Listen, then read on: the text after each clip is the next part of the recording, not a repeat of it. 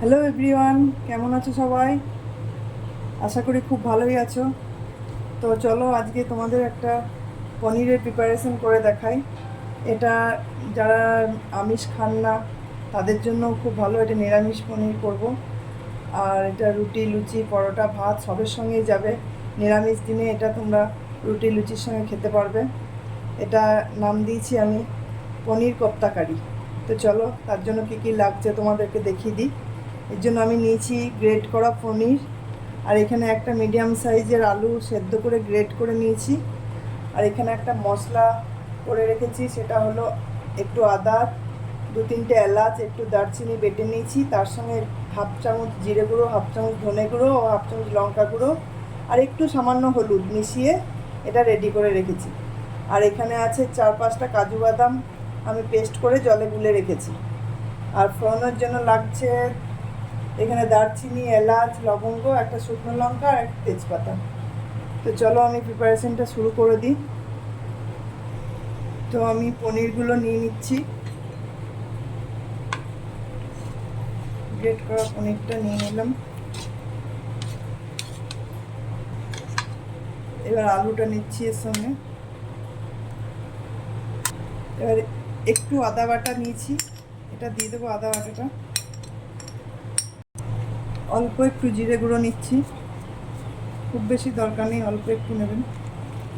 একটু সামান্য হলুদ গুঁড়ো নিচ্ছি, একটু লঙ্কা গুঁড়ো নিচ্ছি, লবণ দেবেন, স্বাদ অনুসারে লবণটা দেবেন।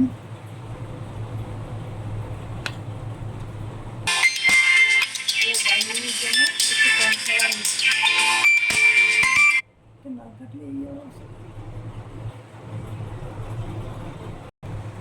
2 চামচের মতন কর্নফ্লাওয়ার নিয়ে নিলাম। কর্নফ্লাওয়ারটা দিলে বাইন্ডিংটা ভালো হবে। এবার এগুলো সব আমি হাতের সাহায্যে মেখে নেব।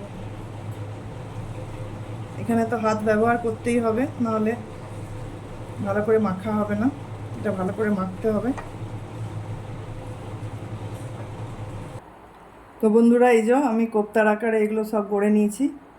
তো এবার কড়াইয়ে তেল গরম করে নিয়েছি। এবার এগুলো সব লাল করে ভেজে নেবো। কম আঁচে ভাজবেন, বেশি আঁচে দিলে আর ওপরটা পুড়ে যাবে, ভেতরটা কাঁচা রয়ে যাবে, তাই আঁচটা কমিয়ে দেবেন ভাজার সময়।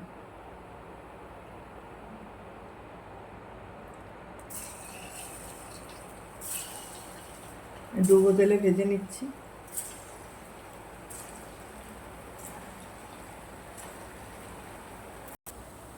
তো এই যে আমার কোপ্তাগুলো ভাজা হয়ে গেছে, এবার আমি এগুলো তুলে নেব।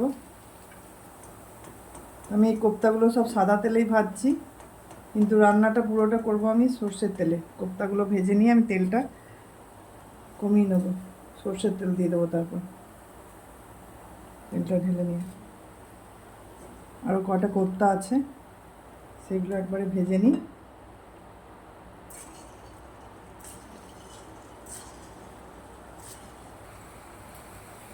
তো আমার কোপ্তাগুলো সব ভাজা হয়ে গেছে, এবার সব তুলে নিচ্ছি। এবার এই তেলটা রেখে দিয়ে আমি সর্ষের তেল দেবো এর মধ্যে। এই সর্ষের তেল গরম হয়ে গেছে, আমি এতে ফোড়নটা দিয়ে দিচ্ছি। গোটা গরম মশলা, শুকনো লঙ্কা, তেজপাতা ফোড়ন দিচ্ছি। এর মধ্যে আলুগুলো দিয়ে দিচ্ছি।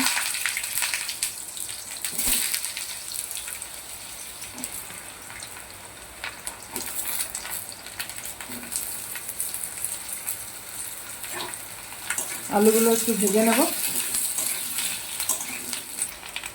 আলুটা ভাজা ভাজা হয়ে গেছে। এবার এই যে আমি মশলাটা তৈরি করে রেখেছিলাম, সেই মশলাটা আমি দিয়ে দেবো এর মধ্যে।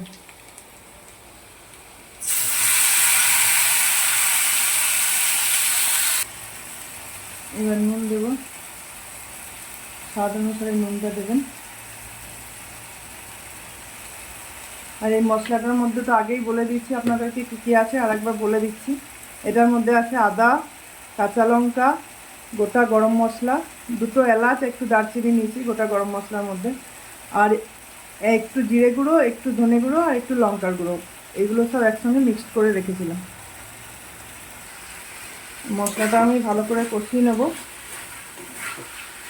তারপরে জল দেবো।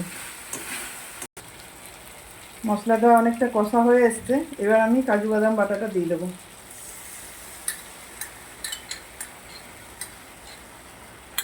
আর একটু কষিয়ে নেব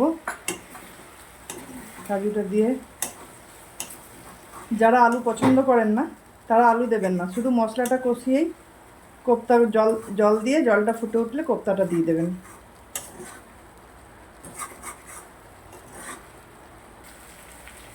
এবার সামান্য একটু চিনি দিয়ে দিচ্ছি, এটা ব্রাউন সুগার। দেখুন আমার কষানো হয়ে গেছে, তেল ছেড়ে দিয়েছে। এবার আমি জল দিয়ে দিচ্ছি।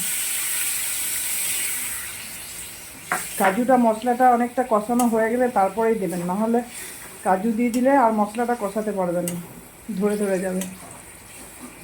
আমার আর একটু জল লাগবে আলুটা সেদ্ধ হওয়ার জন্য, তো এই আরেকটু জল দিয়ে আমি আলুটা সেদ্ধ করছি। তো আলুগুলো আমার সেদ্ধ হয়ে গেছে, দেখুন ভেঙে যাচ্ছে। এই অবস্থাতে আমি কোপ্তাগুলো দিয়ে দেবো, কেননা কোপ্তাগুলোতে এবার একটু জল রসটা ঢুকবে।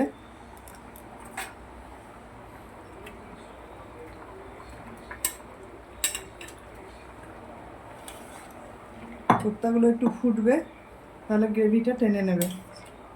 এর থেকে বেশি শুকালে কোপ্তাগুলো তো পুরো গ্রেভিটাই টেনে নেবে। ওপর থেকে দুটো কাঁচা লঙ্কা দিয়ে দিচ্ছি। আর এটা একটু ফুটবে, তারপর আমি নামিয়ে নেব। তো দেখুন এই অবস্থাতেই আমি এবার এটা অফ করে দেবো, গ্রেভিটা আর টানাবো না, কেননা কোপ্তাগুলো এবার এই গ্রেভিটা টেনে নেবে। এর থেকে বেশি টানিয়ে নিলে শুকনো শুকনো হয়ে যাবে। আমি এটা অফ করে দিলাম। এবার একটু ঘি দিয়ে দেবো ওপর থেকে।